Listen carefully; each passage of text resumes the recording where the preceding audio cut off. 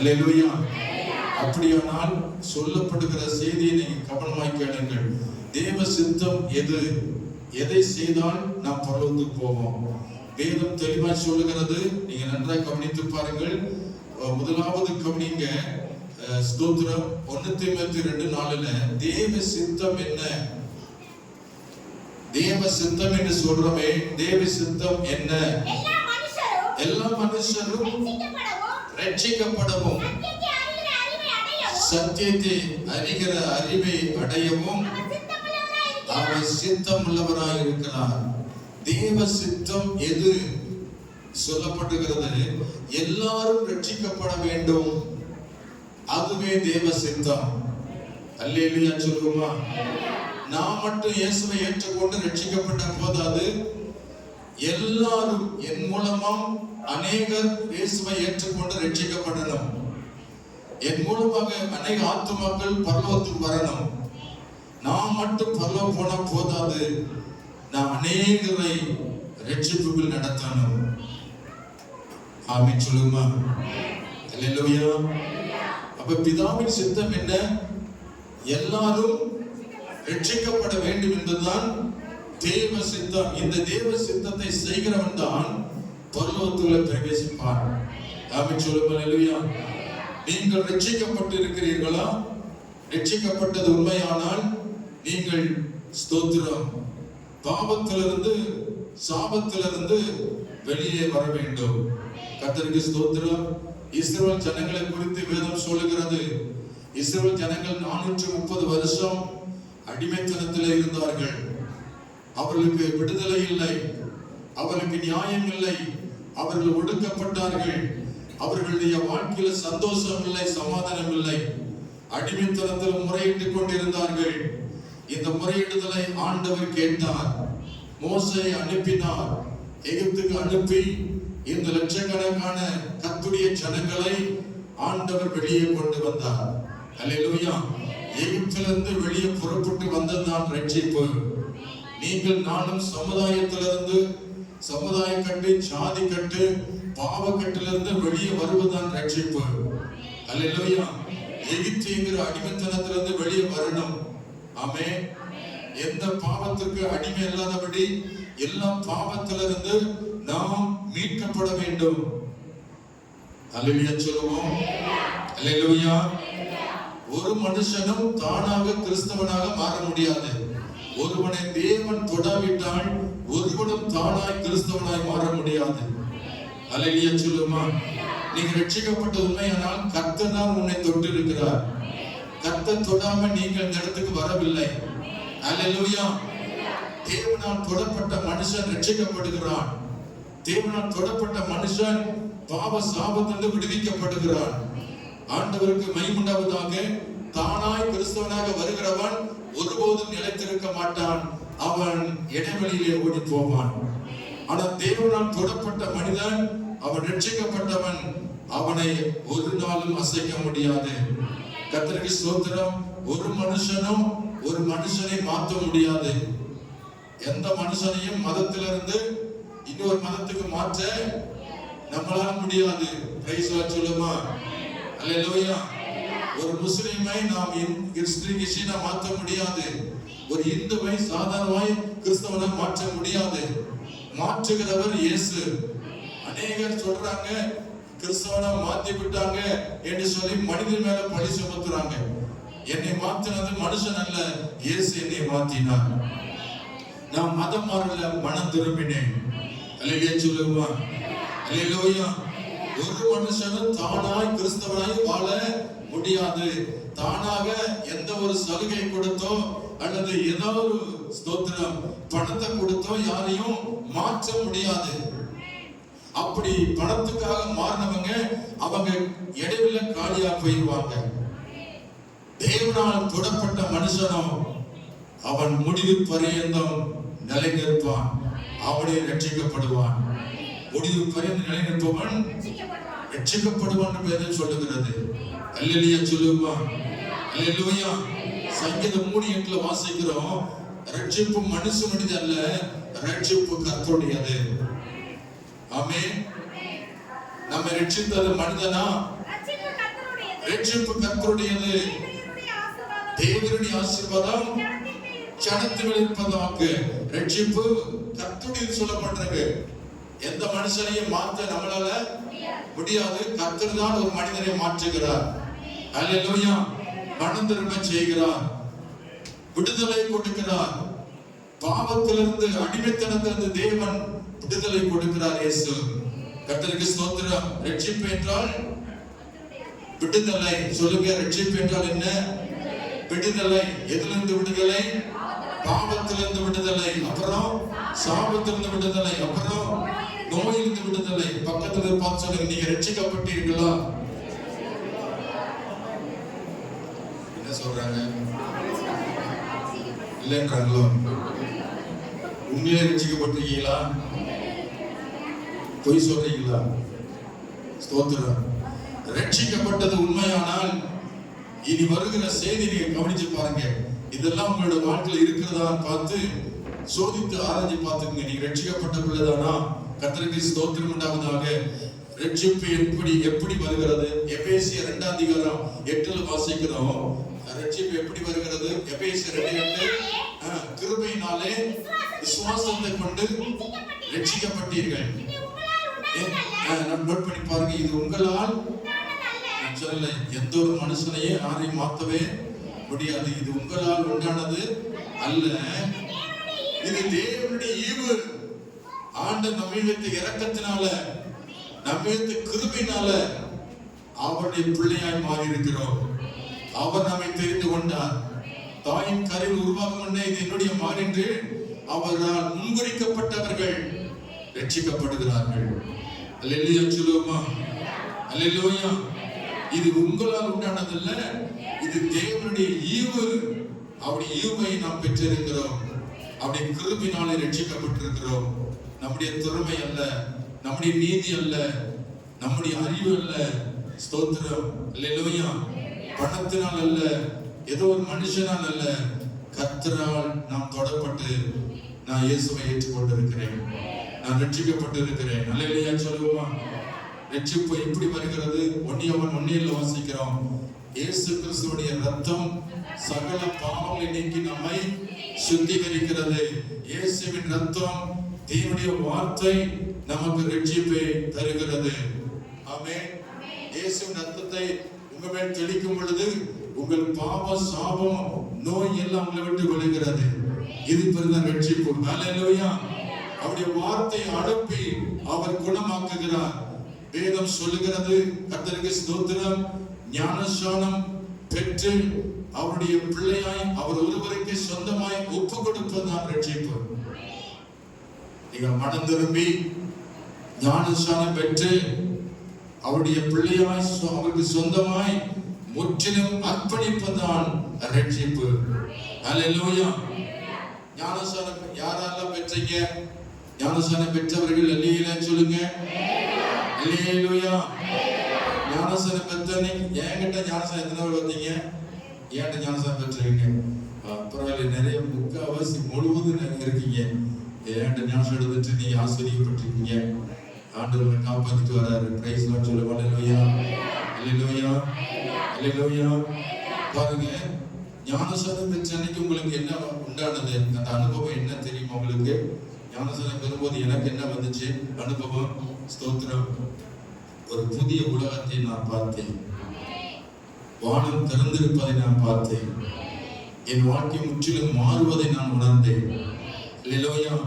பழைய வாழ்க்கை அசுத்தமான வாழ்க்கை, பழைய வாழ்க்கை நோய் கொண்ட வாழ்க்கை, பழைய வாழ்க்கை சாப நிறைந்த வாழ்க்கை, அதிலிருந்து தண்ணில மூழ்கி ஞானஸ்நானம் பெற்று மோசஸ் என்று பெயர் வைத்து ஒரு பாஸ்டர் தண்ணில் மூழ்கி வெளியே கொண்டு வந்தபோது எனக்கு ஒரு புதிய உலகத்தை பார்த்தது போல இருந்தது. புதிதாய் பிறந்த குழந்தை போல நான் உணர்ந்தேன். இனிலிருந்து எனக்கு வாழ்க்கையில் ஒரு புதிய மாற்றத்தை நான் அனுபவிக்க போகிறேன் என்று கர்த்தர் எனக்கு வெளிப்படுத்தினார். அல்லேலூயா. மறுபடியும் பிறந்த ஒரு அனுபவமா இருந்தது எனக்கு. மறுபடியும் நான் பிறந்த ஒரு அனுபவமா இருந்துச்சு. ஞானஸ்நானம் எதற்காக எடுத்தேன்னு தெரியாது. சில பேர் கட்டாயத்தினால் எடுத்ததுனால ஒரு மாற்றமும் இருக்காது. ரட்சிக்கப்பட்டு ஞானஸ்நானம் எடுத்தால் தான் அந்த மாற்றம் தெரியும். நான் ரட்சிக்கப்பட்டு ஞானஸ்நானம் எடுத்தேன். ஞானஸ்நானத்துக்காக 6 மாசம் ஜெபம் பண்ணேன். இல்லையா சொல்லுமா? ஞானஸ்தானம் பெறதுக்காக அந்த பாஸ்டர்ட்ட கேட்டுட்டே இருப்பேன். வாரந்தோறும் ஞாயிற்றுக்கிழமை போவேன். பாஸ்டர் எனக்கு ஞானஸ்தானம் கொடுங்க, பொறுங்க, அவசரப்படாதீங்க, நீங்க இன்னும் சரியாகணும் என்று சொல்லி காலத்தை கடத்திக்கிட்டே இருப்பார். 6 மாசமா இழுத்தடித்தார், எனக்கு ஞானஸ்தானம் கொடுங்க. 6 மாசமா நான் ஜெபம் பண்ணிட்டு இருக்கேன். ஆண்டவரே, எனக்காக ஒரு மனுஷன் அனுப்புங்க, எப்படியாவது அந்த பாஸ் உள்ளத்துல பேசுங்க, எனக்கு எப்படியா ஞானஸ்தானம் கொடுக்கணும்னு சொல்லி 6 மாதமாய் போராடி ஜெபம் பண்ணேன். 6 மாசம் கழிச்சு எனக்காக ஒரு கன்வென்ஷன் வச்சாங்க. கொடைக்கானல இருந்து ஒரு பாஸ்டர் வந்தார், கேசி ஆபிரகாம். வந்து அவர் ஈச்சப்பட்டியில பிரசவம் பண்ணிக்கிட்டு இருந்தார். 2வது நாள் அவர் பிரசவம் பண்ணி முடித்த உடனே ஞானஸ்தானத்தை கொடுக்க வைடேமுக்கு அழைத்து கொண்டு போனார். அல்லேலூயா சொல்லுமா. வைடேம் வச்சு அந்த கேசி ஆபிரகாம் அவர் இறந்துட்டார். கொடைக்கானல 2வது பணக்காரன் சொல்றாங்க. அவருடைய பிள்ளைகள் அன்னைக்கு இருக்காங்க. ஸ்தோத்திரம். அது ஐபிசி தலைவர், ஐபிசி ஸ்தாபனத்துடைய ஒரு மூத்த தலைவர், அவர் வயது முதிர்ந்தவர் கேசி ஆபிரகாம். அவருடைய ஞானஸ்தானத்தை கர்த்தருக்கு ஸ்தோத்திரம், அவருடைய எடுத்தது எனக்கு பெருமையா இருந்தது. ஞானஸ்தானம் அந்த வைடம் எடுத்த அன்னைக்கு தான் எனக்கு பெரிய ஆசீர்வாதம் வந்துச்சு. அல்லேலூயா. அன்னிலிருந்து வியாதி மறந்துச்சு. அன்னிலிருந்து நோய், பேய், பிசாசு, சாபம், பாவம் எல்லாம் தண்ணியில் அடக்கம் பண்ணிட்டு ஒரு புது மனிதனாய் வெளியே வந்தேன். அதுதான் ரட்சிப்பு. அல்லேலூயா சொல்லுமா. ரட்சிப்பு என்பால் ஒரு புதிய அனுபவத்தை நாம் பெற்றிருக்கணும். புதிய காரியம் நம் வாழ்க்கையில் நடக்கணும். கர்த்தருக்கு ஸ்தோத்திரம் உண்டாவதாக. அல்லேலூயா சொல்லுமா. அல்லேலூயா, அல்லேலூயா. கர்த்தருக்கு ஸ்தோத்திரம். வேதம் சொல்லுகிறது, மத்தேயு 18:14 வாசிக்கிறோம். மத்தேயு என்ற சுவிசேஷம் 18ஆம் அதிகாரம் 14ஆம் வசனம். இவ்விதமாக இந்த சிறியரில் ஒருவனாவது கெட்டு போவது பரலோகத்தில் இருக்கிற உங்கள் பிதாவின் சித்தம் அல்ல. தேவ சித்தம் என்பது யாரும் கெடக்கூடாது. அல்லேலூயா சொல்லுமா. தேவ சித்தம் என்பது ஒருவனும் கெட்டு போக கூடாது. கெட்டு போவதற்கு தான் இயேசு நம்மை தேடி வந்தார். கெட்டு போனவர்களை விடுவிக்கவே இயேசு வந்தார். அவை ஒருவனும் கெட்டு போக கூடாது என்பது தேவ சித்தமா இருக்கிறது. உங்க வீட்டுல ஒரு மனுஷனும் எங்க போக, நரகத்துக்கு போக கூடாது. ஒரு மனுஷனும் கெட்டு பாவத்துல அழிந்து விடக்கூடாது. ஆண்டவர் அதை குறித்து தேவ சித்தமா இருக்கிறது. உங்க குடும்பத்துல எல்லாரும் மனம் திரும்பணும், ரட்சிக்கப்படணும். அல்லேலூயா சொல்லுமா. அல்லேலூயா. ஒருவனும் நரகத்துக்கு போக கூடாது, ஒரு மனுஷனும் கெட்டு போக கூடாது. தேவ சித்தமா இருக்கிறது. 2 பேதுரு 3ஆம் அதிகாரம் 9 வாசிக்கிறோம். இயேசுடைய வருகை ஏன் தாமதிக்கிறது? இயேசு ஏன் வர இன்னும் தாமதிக்கிறார் என்றால், தாமதிக்கிறார் என்று சிலர் எண்ணுகிறபடியால் இயேசு தம்முடைய வாக்குத்தத்தத்தை குறித்து தாமதமா இராமல், ஒருவரும் கெட்டு போகாமல் எல்லாரும் மனம் திரும்ப வேண்டும் என்று விரும்பி நம்மை நீடிய பொறுமையுள்ளவராக இருக்கிறார். நீ கவனிங்க, இயேசுடைய வருகை ஏன் தாமதிக்கிறது? சொல்லுங்க. ஏன் ஆண்டவர் வருகிறேன்னு சொன்னவர் இன்னும் வராம இருக்கார்? இதோ சீக்கிரமா வருகிறேன்னு சொன்னவர் இன்னும் என்ன செய்யல, வரல. 2025 வருஷம் ஆயிடுச்சு, இன்னும் இயேசு வரல. சில பரியாசக்காரர் சொல்றாங்க, விசுவாசம் இல்லாதவங்க சொல்றாங்க, அதெல்லாம் சும்மா, அவர் வரேன்னு சொல்லிட்டு இன்னும் வந்துட்டு இருக்காரு, இன்னும் வரல, அதெல்லாம் சும்மா சொன்னாரு அப்படின்னு சொல்றாங்க. அப்படி அல்ல. அவருடைய பொறுமை என்ன? ஒரு மனுஷனும் நரகத்துக்கு போக கூடாது. இப்ப வந்துட்டா எத்தனை பேர் நரகத்துக்கு போவாங்க? மனம் திரும்பாத ஆத்துமாக்கள் நிறைய இருக்கு அல்லவா? ரட்சிக்கப்படாத மக்களும் கோடிக்கணக்கான மக்கள் இருக்காங்க அல்லவா? இப்ப வந்துட்டான்னா அவங்க அந்த கோடிக்கணக்கான மக்களும் கைவிடப்படுவாங்களே, அந்த கோடிக்கணக்கான மக்களும் எங்க போகும்? நரகத்துக்கு போவாங்களே. அதற்காக தான் இயேசு தாமதிக்கிறார். எல்லாரும் மனம் திரும்ப அவர் வெயிட் பண்ணுகிறார். எல்லாரும் ரட்சிக்கப்பட வேண்டும் என்று கர்த்தர் அவர் வெயிட் பண்ணி கொண்டிருக்கிறார். அல்லேலூயா. நீங்கள் நானும் கர்த்தருக்கு ஊழியம் செய்யணும். ரட்சிக்கப்பட்ட ஜனங்கள் ஒவ்வொருவரும் கெட்டு போனவர்களை தேடி போகணும், அவங்களை அழைத்து கொண்டு வரணும். அதுதான் தேவ சித்தம். இந்த தேவ சித்தத்தை செய்யாமல் ஒருவனும் பரலோகத்துக்கு போக முடியாது. ஒருவனும் கெட்டு போக கூடாது. கர்த்தர் அன்புள்ளவராய் இருக்கிறார். அவரால் உண்டாக்கப்பட்ட மனுஷர்கள், அவரால் உண்டாக்கப்பட்ட ஆத்துமாக்கள் அழிந்து விடக்கூடாது. ஒரு ஆத்மாவும் சாத்தான் பறித்து விடக்கூடாது. எல்லா ஆத்மாவும் கர்த்தருடையது. எல்லா மதங்களும் கர்த்தர் உருவாக்கினது. எல்லா ஜனங்களும் கர்த்தரால் உண்டாக்கப்பட்டவர்கள். கர்த்தர் தந்த தீபம் அவருக்கே போய் சேரணும். அவருக்கே சொந்தமான ஆத்துமாக்கள். இதை திருட வருகிறான், பிசாசு கொள்ளையிட்டு சாவடிக்கிறான், அழிவின் பாதையில் நடத்துகிறான், நரகத்துக்கு நேராய் கொண்டு போய் கொண்டிருக்கிறான். அநேக மாணவர்கள் அழிவின் பாதையில் போய் கொண்டிருக்கிறார்கள். அநேக மக்கள் இன்னைக்கு கர்த்தரை விட்டு தூரமாய் போய் கொண்டிருக்கிறார்கள். இனி சாத்தானுடைய தந்திரமாய் இருக்கிறது. இதை நீங்கள் புரிந்து கொண்டு கெட்டு போகாமல் இருக்கிற ஜனங்களுக்காக ஆண்டவர் பரிதவிக்கிறார். நீங்கள் ஊழியம் செய்யாமல் இருப்பது பரிதாபமாக இருக்கிறது. ஆண்டவருடைய பிள்ளைகள் ஒவ்வொரு ரட்சிக்கப்பட்ட ஒவ்வொரு பிள்ளைகளும் அழிந்து போற ஆத்துமாக்களை தேடி போகணும். அல்லேலூயா சொல்லுவா. ஒவ்வொரு வீடு வீடா அலையணும், வீதி வீதியா அலையணும், கைப்பிரதியை கொடுக்கணும், தாகத்தோடு கெஞ்சணும். வாங்க இயேசுவை ஏற்றுக்கொள்ளுங்க, காலம் கடைசியா இருக்கிறது, சமயமா இருக்கிறது, சீக்கிரம் அவங்களுக்கா இயேசு காத்துட்டு இருக்கிறாரு. நீங்க எப்ப ரட்சிக்கப்படுன்னு சொல்லி அவர் வெயிட் பண்றாரு. ஏன்னா வந்துட்டாங்க போல அழிஞ்சிடும், நீங்களும் அழிஞ்சு போயிடக்கூடாதுங்க. ஆண்டவர் வெயிட் பண்றாரு. இயேசுவை நம்புங்கன்னு சொல்லி ஒவ்வொருவருக்காக ஆத்மபாரத்தோடு ரட்சிக்கப்பட்டவர்கள் அலையணும். இதுதான் தேவ சித்தம். அல்லேலூயா சொல்லுமா. அல்லேலூயா, அல்லேலூயா. யோவான் 3:16 வாசிக்கிற தேவன் தம்முடைய ஒரே பேரான குமாரனாகிய இயேசு கிறிஸ்துவை விசுவாசிக்கிற எவனும் அவன் கெட்டு போகாமல் நித்திய ஜீவனை அடையும்படிக்கு அவரை தந்தருளி இவ்வளவாய் உலகத்தில் அன்பு கூர்ந்தார். ஒருவனும் கெட்டு போகாமல் நித்திய ஜீவனை அடையணும். கர்த்தர் அன்பு கூர்ந்தார். இயேசு நம்மீது ஜீவனை கொடுத்து அன்பு கூர்ந்தார். பிரியமானவர்களே, நாம் ரட்சிக்கப்பட்டது உண்மையானால் பிறரையும் அழிந்து போகாமல் இருக்க அவர்களுக்காக நாம் மன்றாடணும், செபிக்கணும், அவர்களை ஆத்தும ஆதாயம் செய்யணும், சபைகள் கொண்டு வரணும். லூக்கா 19ஆம் அதிகாரத்துல ஒரு மனுஷனை குறித்து வேதம் சொல்லுது. லூக்கா 19ல சகோ என்கிற ஒரு மனுஷன் இருந்தான். சகையு என்பவன் இயேசு எப்படிப்பட்டவர் என்று காண பார்க்க வகை தேடினான். அவன் குள்ளனா இருந்தபடியால் ஜனக்கூட்டத்துல இயேசுவை பார்க்க முடியல. ஒரு காட்டத்தி மரத்தில் ஏறினான். இயேசுவை எட்டி பார்த்தான். இயேசுவோ அவனை ஏறெடுத்து பார்த்தார். சகையுவே, நீ சீக்கிரமாய் இறங்கி வா என்று சொன்னார். சகையு மரத்தை விட்டு கீழே இறங்கி வந்தான். அவனோடு இயேசு பேசினார். சகையுவே, நான் உன் வீட்டில் நான் தங்க வேண்டும் என்றார். உடனே சகையு இயேசுவை தன் வீட்டுக்கு அழைத்து கொண்டு போனான். அங்கே போன இடத்துல வீட்டிலே அவர் அமர்ந்திருந்த பொழுது சகை அறிக்கையிட்டார். ஆண்டவரே, நான் என் ஆஸ்திகளில் பாதி ஏழைகளுக்கு கொடுக்கிறேன். நான் யாருக்காவது அநியாயமாய் வாழ்வுடனான அது நாளத்தனையாய் திரும்ப செலுத்துகிறேன் என்று சொல்லி அறிக்கையிட்டான். இயேசு அவனை நோக்கி, இன்றைக்கு அந்த வீட்டுக்கு என்ன வந்தது?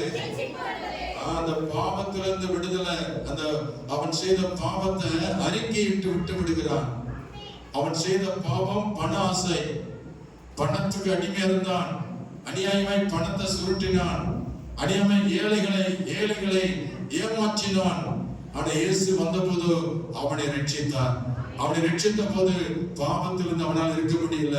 பாவத்தை அறிக்கையிட்டான். அல்லேலூயா. இந்த வீட்டுக்கு ரட்சிப்பு வந்தது. இவனும் ஆபிரகாமுக்கு குமாரன் சொல்லி ஆண்டவர் சொன்ன இழந்து போனதை தேடவும் ரட்சிக்கவே மனுஷகுமார் வந்திருக்கிறார். அல்லேலூயா. இழந்து போனதை தேடவும் ரட்சிக்கவே மனுஷகுமார் வந்திருக்கிறார். நீங்க நானும் இழந்து கிடந்தோம், அவர் விட்டு தூரமாய் விலையை கிடந்தோம். ஆண்டவர் நம்மை தேடி வந்தார். காணாமல் போயிருந்த ஆட்டை போல இருந்தோம். நல்ல மேய்ப்பு நம்மை தேடி கண்டுபிடித்தார். அல்லேலூயா. சிதறி கிடந்தோம், கர்த்தர் நம்மை ஒன்று சேர்த்தார். அல்லேலூயா சொல்லுவோமா. அல்லேலூயா, அல்லேலூயா. ரட்சிக்கப்பட்டால் என்ன செய்யணும்? ரட்சிக்கப்பட்டவர்களுக்குள்ள மாறுதல் தேவை. என்ன வேணும்? நீ ரட்சிக்கப்பட்ட உண்மையானால் மனம் மாறணும், உங்க பேச்சு மாறணும். கெட்ட வார்த்தை பேசக்கூடாது. ஆமென். பேச்சு தெளிவா இருக்கணும், சுத்தமா இருக்கணும், உண்மையா தான் பேசணும், பொய் பேசக்கூடாது. ஆமென். பிசிறுத்தனமா பேசக்கூடாது, மாறுதலா பேசக்கூடாது. சொன்னதை செய்து முடிக்கணும். நான் என்ன வாயில் சொன்ன அதை செய்யணும். அல்லேலூயா சொல்லுமா. அல்லேலூயா. உங்க பேச்சுல உண்மை இருக்கணும், மற்றவர்கள் பார்க்கணும். சர்ச்சைக்கு போறதுனால இவங்க பேச்சு மாறி இருக்கிறது, இவங்க குணம் மாறி இருக்கிறது சொல்லணும். அதான் ரட்சிப்புக்கு அடையாளம். இவன் பேச்சு மாறி இருக்கிறது, இவன் குணம் மாறி இருக்கிறது, இவன் நடை மாறி இருக்கிறது, இவங்க உடை மாறி இருக்கிறது. அல்லேலூயா, அல்லேலூயா. ரட்சிக்கப்பட்டவருடைய எல்லாமே மாறும், எல்லா சுபாவம் மாறும். பழைய ஜென்ம குணங்களை மாத்துவார். ரட்சிப்பு என்பது பழைய ஜென்ம குணங்கள் எல்லாம் நம்ம விட்டு மாத்துவார். நம்ம பேச்சு எல்லாம் மாறும். கர்த்தருக்கு ஸ்தோத்திரம். அல்லேலூயா. என்ன சிலர் கேட்டிருக்காங்க, நீங்க திருநெல்வேலிக்காரரான்னு எதை வச்சு சொல்றீங்க? உங்க பேச்சு திருநெல்வேலிக்காரன் பேச்சு மாதிரி இருக்கு. நான் இந்த ஊர் தானே, ஏரியா தானே, நான் திருநெல்வேலி கிடையாது. இல்ல, உங்க பேச்சு மாற்றம் இருக்கு. என்னுடைய தாய்மாமன் என்னோட பேச வந்தார். மாப்பிள்ள, உங்க பேச்சு வித்தியாசமா இருக்கு. என்ன வித்தியாசம்? மொத்த மாதிரி இல்ல, மொத இந்துவா இருந்தேன், இப்ப நான் ரட்சிக்கப்பட்டேன். அதனால என் வாயிலிருந்து வர்றது எல்லாமே வார்த்தை தெளிவா தான் வரும். அல்லேலூயா சொல்லுப்பா. அல்லேலூயா. நம்ம வசனத்தை கூட வாசிச்சா தெளிவா தான் வாசிப்பேன். சும்மா வார்த்தை முழுங்கி முழுங்கி முழுங்கி முழுங்கி குடிகார வாசிப்பார் வாசிக்கூடாது. ஆமென் சொல்லுங்க. அல்லேலூயா. வார்த்தை வாசிச்சாலும் கணாறு வாசிக்கணும், காதுல தொனிக்கணும். Price Lord. சும்மா அறவரையா வாசிக்கிட்டு சும்மா கடமையா வாசிக்கூடாது. ஒவ்வொரு வார்த்தை காதுல என்ன செய்யணும்? ஊசி குத்துற மாதிரி குத்துமணியா வாசிக்கணும். இல்லையே சொல்லுமா? தெளிவா இருக்கணும், கருத்தா வாசிக்கணும். சும்மா வாசிக்க சொல்லிட்டு கூட்டத்துக்காக கோவிந்தா படக்கூடாது. இல்லையே சொல்லுமா? இல்லையா? கத்தக்கூடாது. வார்த்தை தெளிவா எல்லா காதும் விழுகணும். Price Lord. ஹalleluya. அப்ப ரட்சிக்கப்பட்டவருடைய வார்த்தை மாறணும், ரட்சிக்கப்பட்டவருடைய பேச்சு மாறணும், குணம் மாறணும், நடை மாறணும், உடை மாறணும். பழைய ட்ரெஸ்ஸவே போட்டு உட்காரக்கூடாது. நம்ம ட்ரெஸ் எல்லாம் கொஞ்சம் வித்தியாசமா இருக்கணும். அதுக்காக கிழிஞ்ச சட்டையை போட்டுட்டு இருக்கக்கூடாது. கொஞ்சம் டீசெண்டா இருக்கணும். Praise Lord. ஆமென். ஆமா, தாடி கீடி வச்சு அவருக்கு ஒரு என்னமோ சொல்லுவாங்க, அந்த மாதிரிலாம் இருந்தவனா கொஞ்சம் வித்தியாசம் தான் பார்ப்பாங்க. ஏன் தாடி வச்சிருக்கிறான், என்ன காரணம் கேட்பாங்க. காதல் கைகள் பொறுப்பு, அவர் தான் தாடி வச்சிருக்கிறாரு அப்படின்னு சொல்லுவாங்க. சிலர் சந்தேகம் வர தாடி வச்சவங்க. அதனால நான் எப்பவுமே தாடி வைக்கிறது இல்லை. என்னை எதுக்கு சந்தேகப்படணும்? எனக்கு தாடி வளர்க்க தெரியும். எதுக்கு அந்த தாடி? தேவையில்லாத தாடி. அதனால எப்பொழுதும் நீ தாடியோட பார்த்துருக்கீங்களா? நான் மாறி இருக்கிறேன். முந்திக்கு இருக்குன்னா தெரிஞ்சேன். இப்ப நான் பைத்தியக்காரனா இல்ல, நல்ல ஒரு தேவனுக்கு ஊழியக்காரனா இருக்கேன். அல்லேலூயா சொல்லுமா. நான் உங்களுக்கு ஒரு முன்மாதிரியா இருக்கிறேன். என்னை பார்த்து நீங்க காப்பி அடிக்கணும். இயேசுவை தான் பார்க்கல, என்னையாவது பாக்குறீங்களா? அல்லேலூயா சொல்லுமா. இயேசுதான் கண்ணத்தையில பார்க்கல, என்னை பாக்குறீங்களா? என்னை பார்த்து ஃபாலோ பண்ணுங்க. பவுல் சொல்றாரு, என்னை பின்பற்று. அல்லேலூயா சொல்லுமா. என்னை பின்பற்று. இயேசுவை நான் பின்பற்றுகிறேன், ஆகவே நீங்கள் என்னை பின்பற்றுங்கள். ரட்சிக்கப்பட்டவர்களை பின்பற்றுங்கள். அவருடைய குணாதிசயங்களை பாருங்கள், நடைமுறையை பாருங்கள். இன்னைக்கெல்லாம் வாலிபல வெட்டு, தலை வெட்டெல்லாம் வித்தியாசமா வெட்டுறான். அதெல்லாம் பார்த்தா எனக்கு கிறுக்கு பிடிக்குது. அல்லேலூயா சொல்லுமா. ஏதோ படப்பு மாதிரி மேல ஒரு சின்ன குடிமை மாதிரி பறக்குது. குரங்குக்கு முடி வச்ச மாதிரி வைக்கிறான். எனக்கு பார்த்தா எப்படித்தான் இருக்கு. ஒரு சிலரை கேட்ட, எதுக்குடா அதை வச்ச? அது பதிலே சொல்ல முடியல அவனால. ஸ்தோத்திரம். அதெல்லாம் பாப் கட்டிங்கிறான். அப்புறம் வி கட்டிங்கிறான். அது வி மாதிரி போகுது. ஒவ்வொரு வித்தியாசமாக கட் பண்ணிட்டு ரட்சிக்கப்பட்டவர்களுக்கு ஒரு அடையாளமே இல்லாம இருக்கிறான் நிறைய வாலிபர்கள். ரட்சிக்கப்பட்ட எப்பவுமே நார்மலா இருங்க, நல்ல டீசெண்டா வெட்டி நல்ல தாடியில எடுத்து நல்ல நீட்டா இருந்து பழங்க. ஆண்டுடைய பிள்ளை என்பதால் மற்றவர்களுக்கு சாட்சி இருக்கு. நல்லடியே சொல்லுமா. அல்லேலூயா. நம்ம கேர்ள்ஸ் எல்லாம் நல்ல ட்ரெஸ் அணியணும். சும்மா தேவையில்லாத உடைய அநாகரியமா ஆடை அணிஞ்சிட்டு வரக்கூடாது. சர்ச்சை வரும்போது எல்லாம் நீட்டான ட்ரெஸ் உடைய அணிஞ்சு வரணும். இதுக்குன்னு ஒரு ட்ரெஸ் வச்சுக்கணும். சபைக்குன்னு சர்ச்சுக்குன்னு ஒரு ட்ரெஸ் வச்சிருக்கணும். ஆமென் சொல்லுமா. எல்லாத்துலயும் மாற்றம். ஜனங்கள் சமுதாயம் பார்க்குது, நம்மளை பார்க்குது. எல்லாருடைய கண்ணு நம்மளை தான் படுது. அதனாலதான் டீ கடையோட நான் உட்கார்றது இல்லை. இல்லையா சொல்லுமா. டீ கடையோட எல்லாரையும் பார்ப்பான். எதுக்கு இந்த வம்பு? டீ கடை, ஹோட்டல். ஹோட்டலுக்கு போனா வெளியே நிற்பேன். சரி உட்காருங்க சார். நான் உட்கார மாட்டேன். உட்கார்ந்து என்ன உட்காருப்பான். அப்புறம் பீடி குடிப்பான். அப்புறம் அந்த இடத்துல அந்த வாடை பிடிக்காது. அதனால நின்றுகிட்டே சமம் நின்று வந்துடுவாரு. அப்ப எந்த இடத்துல போன ரட்சிக்கப்பட்டது தனி வித்தியாசமா தான் காட்டணும். அல்லேலூயா சொல்லுமா. சீட்டார இடத்துல நிக்க கூடாது, குடிக்கிற இடத்துல உட்கார கூடாது, ஆமென். பீடி வைக்கிற இடத்துல நிக்க கூடாது. பீடி புகையை வாடை எடுத்தாலே நாத்தம், வாந்தி பண்ணணும். ரட்சிக்கப்பட்டவர்களுக்கு என்ன வரும்? வாந்தி தான் வரணும். அதான் உண்மையான ரட்சிப்பு. அது நேசித்து பீடி ஊதினவன் ரட்சிக்கப்படல, சாராயம் குடிக்கிறவன் ரட்சிக்கப்படல அர்த்தம். அல்லேலூயா சொல்லுமா? ஆமா. கஞ்சா குடிக்கிறவன் ரட்சிக்கப்படல, அவன் இன்னும் பாவத்துல அடிமையா இருக்கான். இன்னும் ரட்சிக்கப்படாம ஞானசாரம் எடுத்துக்கிட்டான், ஆனா அதை விட முடியல. அப்ப இன்னும் ரட்சிக்கப்படலன்னு அர்த்தம். ரட்சிக்கப்படாம பரலோகத்துக்கு போக முடியாது. விட வேண்டிய பாவத்தை விட்டு விலகணும், அதுதான் ரட்சிப்பு. குடியை விட்டு விலக்கு, சாராயம் குடிக்கிறத விட்டு விலக்கு, பீடி சிகரெட் கஞ்சா குடிக்கிறத விட்டு விலக்கு. அல்லேலூயா, அல்லேலூயா. இன்னும் நிறைய காரியங்கள் இருக்கு மனம் திரும்புறதுக்கு. ஒவ்வொன்றை சொல்லி சொல்லி பணாசை விட்டு விலக்கு. பரலோகத்துக்கு போனோம்னா நான் ரட்சிக்கப்படணும். விக்கிரங்களை விட்டு ஓடு, அல்லேலூயா. வேசித்தனத்தை விட்டு ஓடு, விபச்சாரத்தை விட்டு ஓடு, அல்லேலூயா. இச்சையை விட்டு ஓடு, ஆமென். கிட்ட அண்ட விடாதீங்க. ரட்சிக்கப்பட்டவர்கள் உலகத்தோட ஒத்து போக மாட்டாங்க. ஆமென் சொல்லுமா? தண்ணி எண்ணெய் என்ன செய்யாது? ஒண்ணு சேராது. மீன் கடலுக்குள்ள இருந்தாலும் மீனுக்குள்ள உப்பு சேருமா? சேருமா? உப்பு தேயில தானே இருக்குது மீன். கடலுக்குள்ள இருக்கிற மீன்லாம் உப்பு மீன். ஆனா உப்பு ஏரியா வருது, உப்பு படவே படல. பார்த்தீங்களா? அதை போல நம்முடைய வாழ்க்கை. உலகத்துல வாழ்ந்தாலும் உலக போக்கோடு நமக்கு உறவு இல்லை. அல்லேலூயா சொல்லுமா? உலகம் செய்கிறதை நாம் செய்ய வேண்டாம். உலகம் செய்கிற பாவத்தை நாம் செய்ய வேண்டாம். உலகம் அழிவுகிற போது அவங்க பின்னாடி போகாதீங்க. இயேசு காற்று வழியில வாங்க. நீங்க ரட்சிக்கப்பட்டது உண்மையானால் நீ எல்லா பாவத்தை வாந்தி பண்ணி போடணும். ஆமென். பாவத்தை வாந்தி பண்ண போடணும். பாவத்தை கண்ட வெறுப்பு வரணும். பாவத்தை கண்ட ஆசை வரக்கூடாது. பாவத்தை கண்ட வெறுப்பு தான் வரணும். அதுதான் ரட்சிக்கப்பட்டவர்களுக்கு அடையாளம். அல்லேலூயா சொல்லுமா? பொய் பேசுனா பிடிக்க கூடாது. பொய் பேசுறவர்களுக்கு ரட்சிக்கப்பட்டவர்கள் பொய் பேச மாட்டார்கள். அல்லேலூயா. பொய் பேசினாலும் மனசாட்சி பாதிக்கும், மனம் திரும்புவார்கள். Praise Lord. எனக்கு நேரம் இல்லை, முடிய போது. Praise Lord. ஒரே ஒரு சாட்சி. டாக்டர் பாலியங்கிசோ எத்தனைவருக்கு தெரியும்? பாலியங்கிசோ உலக பிரசித்தி பெற்றவர். சவுத் ஆப்பிரிக்காவிலே சீகோல் பட்டணத்திலே பெரிய ஆலயத்தை கட்டி 10 லட்சம் பேர் வரக்கூடிய சபை. அல்லேலூயா.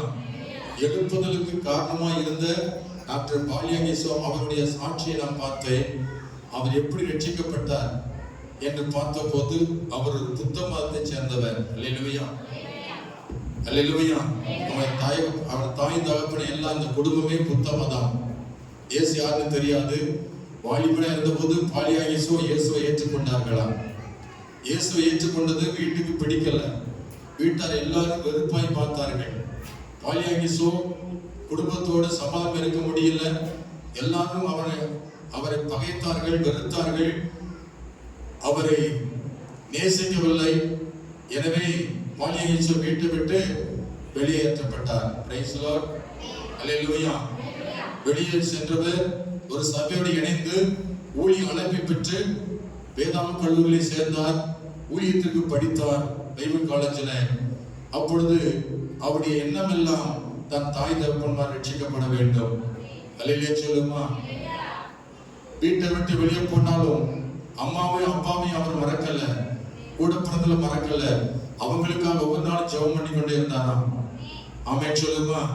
பைபிள் காலேஜ் படிக்கும் பொழுது பைபிள் ஸ்டூடெண்ட்ஸ் சொல்லுவாராம், எங்க அம்மா அப்பா எல்லாம் ரட்சிக்கப்படணும், அவங்களுக்காக ஜெபம் பண்ணுங்கன்னு சொல்லுவாராம்.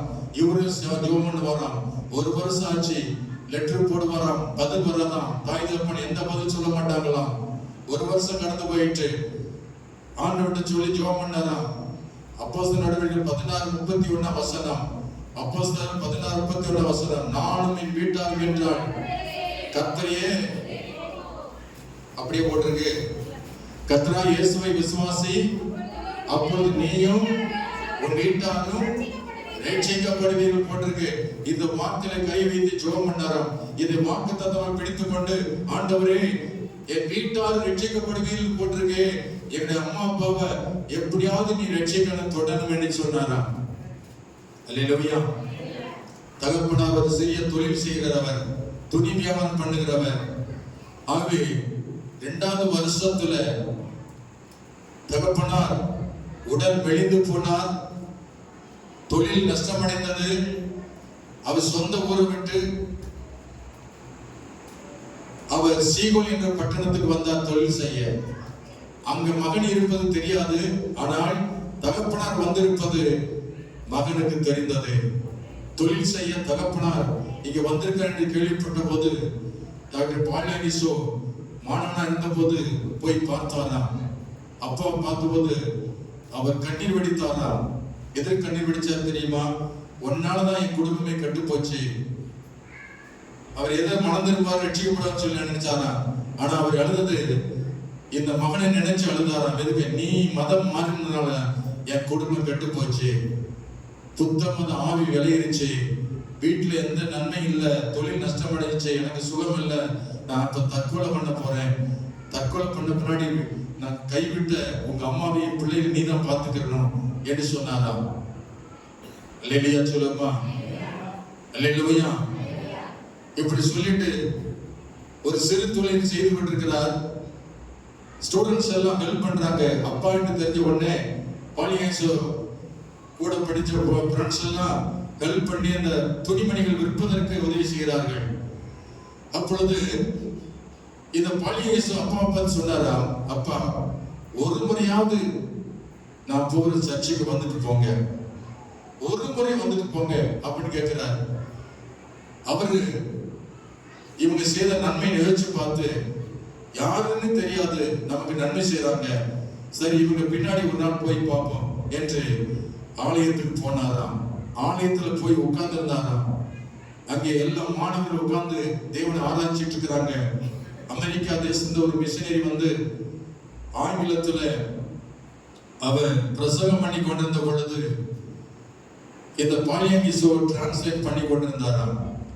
கர்த்தருடைய வார்த்தையை கேட்டுக்கொண்டிருந்த தகப்பனார் அவர் கீழே தலை குனிந்து இந்த மாணவர்கள்லாம் ஏனமா பேசி கொண்டிருந்தாராம். மனதுக்குள்ள என்னை பார்க்கலாம் இவங்கெல்லாம் பெரியவங்க அப்படி நினைச்சிட்டு இருந்தாராம். வசனத்தை கேட்க பிரசனத்தை கேட்க தலை உயர்த்தி கண்ணீர் வடித்துக் கொண்டிருந்தாராம். கண்ணீர் வடித்துக் கொண்டிருந்த போது தகப்பனாரை டிரான்ஸ்லேட் பண்ணும்போது ஸ்டேஜ்ல இருந்து பார்க்கிறாராம்.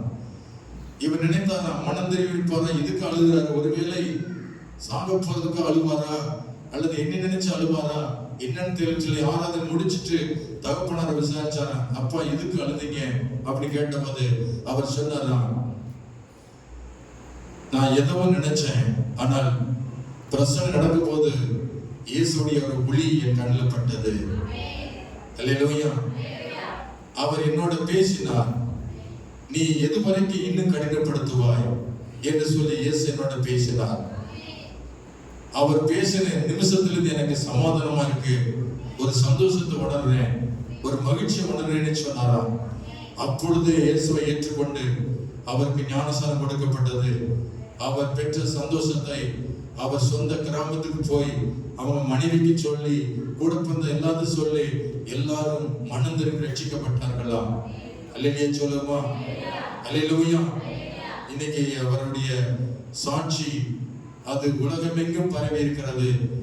இந்த வார்த்தை நிறைவேறினது. அப்போஸ்தலர் 16:31 வசனம், கர்த்தராகிய இயேசுவை விசுவாசி, அப்பொழுது நீயும் வீட்டாரும் ரட்சிக்கப்படுவீர்கள் என்ற வார்த்தை எத்தனை உண்மை உள்ளது. அல்லேலூயா சொல்லுமா. இந்த வார்த்தை நீங்கள், இந்த வாக்கு தத்தத்தை நீங்கள் விசுவாசியுங்கள், ஜெபியுங்கள். ரட்சிக்கப்படாதவர்கள் ரட்சிக்கப்பட வேண்டும் என்று ஜெபியுங்கள். தேவ சித்தம் நிறைவேறணும். அல்லேலூயா சொல்லுமா.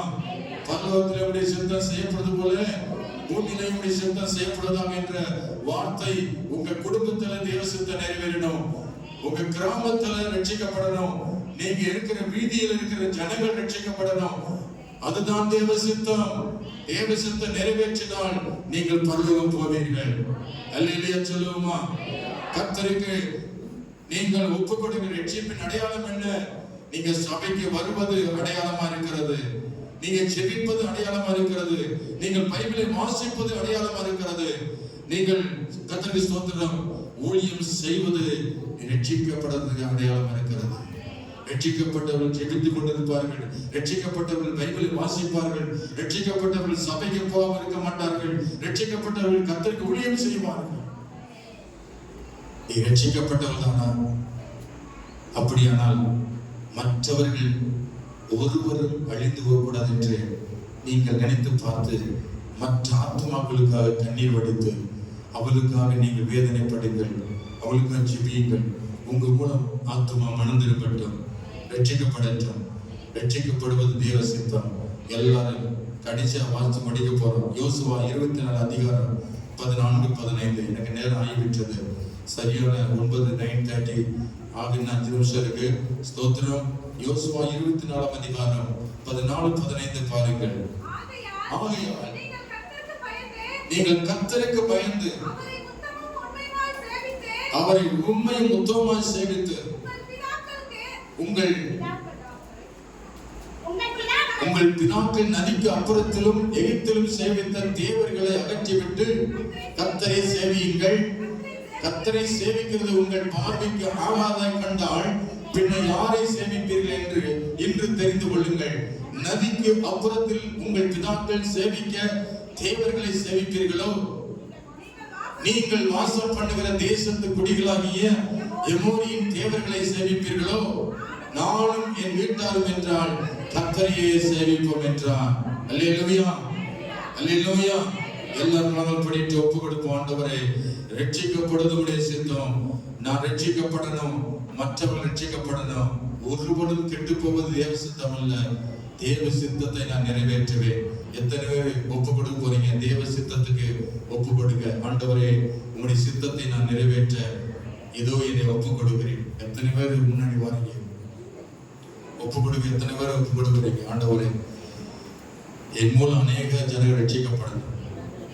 ரட்சிப்பு உங்களுடையது. இந்த ஆத்மா பாரத்தோடு அலையணும். என் மூலம் அநேக அழிந்து ஒரு ஆத்மாக்கள் அறுவடை செய்யணும். அதுவும் தேவ சித்தம். ஆண்டவரே சொல்லுங்க. ஆண்டவரே, ஆத்மாவை ஆதாயம் செய்வேன். நான் வெறும் காலத்தை போக்க மாட்டேன், நேரத்தை போக்கடிக்க மாட்டேன். எப்படியாவது ஒரு ஆத்மா மனம் திரும்பணும், ரட்சிக்கப்படணும். அதுதான் தேவ சித்தமா இருக்கிறது. இப்படி சித்தத்தை நான் செய்தால்தான் நான் பரலோகத்துக்கு வர முடியும், நான் பரலோகத்துக்கு வர முடியும் என்று சொல்லி ஒப்புக்கொடுங்க. அல்லேலூயா, ஸ்தோத்திரம். ஆமென். நானும் என் வீட்டாரும் என்றால் கர்த்தரையே சேவிப்போம். கர்த்தரை சேவிக்காமல் வேறு யாரை சேவிப்பீர்கள்? அல்லேலூயா, அல்லேலூயா, அல்லேலூயா. நானும் என் வீட்டாருமோ என்றால் கர்த்தரையே சேவிப்போம். நீயும் சேவிப்பாயா? நீயும் சேவிப்பாயா? நானும் என் வீட்டாருமோ என்றால் கர்த்தரையே சேவிப்போம். நீயும் சேவிப்பாயா? நீயும் சேவிப்பாயா? கர்த்தரையே சேவிப்பது ஆகாததென்று கண்டார். கர்த்தரையே சேவிப்பது ஆகாததென்று கண்டார். யாரை நீ சேவிப்பாய் என்பதை இன்றை தீர்மானம் செய்வார். யாரை நீ சேவிப்பாய் என்பதை இன்றை தீர்மானம் செய்வார். நானும் என் வீட்டாரும் என்றால் கர்த்தரையே சேவிப்போம். நீயும் சேவிப்பாயா? நீயும் சேவிப்பாயா? நம் பாதையில் காப்பாற்றியே கர்த்தர் நடத்தினாரே. நம் பாதையில் காப்பாற்றியே கர்த்தர் நடத்தினாரே. கர்த்தர் தந்த ஆசீர்வாதம் கண்டு நன்றியா சேவிப்பாயா? கர்த்தர் ஆசீர்வாதம் கண்டு நன்றியா சேவிப்பாயா? நானும் என் வீட்டாரும் என்றால் கர்த்தரையே